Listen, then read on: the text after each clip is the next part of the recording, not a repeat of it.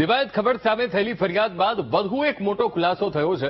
લોક સાહિત્યકાર દેવાયત ખબરે મારામારી કરવા માટે બીજાની કારનો ઉપયોગ કર્યો હોવાનું સામે આવ્યું છે। દેવાયત ખબર બનાવના થોડા દિવસ પહેલા જ કાર માલિક પાસેથી કાર લઈ ગયા હતા। ગીર સોમનાથના બકુલા ધણેજ ગામેથી અવાવરૂ જગ્યામાં મળેલી બે કાર દેવાયત ખબરની નથી, પણ આ બંને કાર રાજકોટ અને અમરેલીના માલિકોની છે, જેમાં ફોર્ચ્યુનર કાર રાજકોટના દાવડા મિલન બાબુભાઈની અને ક્રેટા કાર અમરેલીના મહેશભાઈ વરુની હોવાનું સામે આવ્યું। ફરિયાદ નોંધાયા બાદથી લોક સાહિત્યકાર દેવાયત ખબર ફરાર છે। એવામાં પોલીસે અમદાવાદ અને દુધઈ ખાતે પોલીસે દેવાયત ખબરના ઘરની તપાસ કરી છે અને પોલીસે દેવાયત ખબરના પત્નીની પણ પૂછપરછ કરી છે। એના ઓનર છે અને આ ગાડી એમની પાસેથી આશરે 15 દિવસ પહેલા આ દેવાયતભાઈ કોઈ કામ હેઠળ લઈ ગયેલા હતા।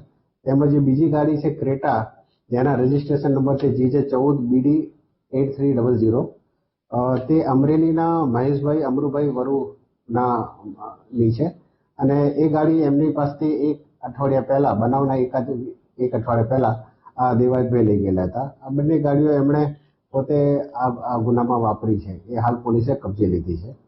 તેમજ આરોપીઓ અને એના દેવાયત અને એના સાગરીતોની તપાસમાં હાલ પોલીસની અલગ અલગ ટીમો કાર્યરત છે।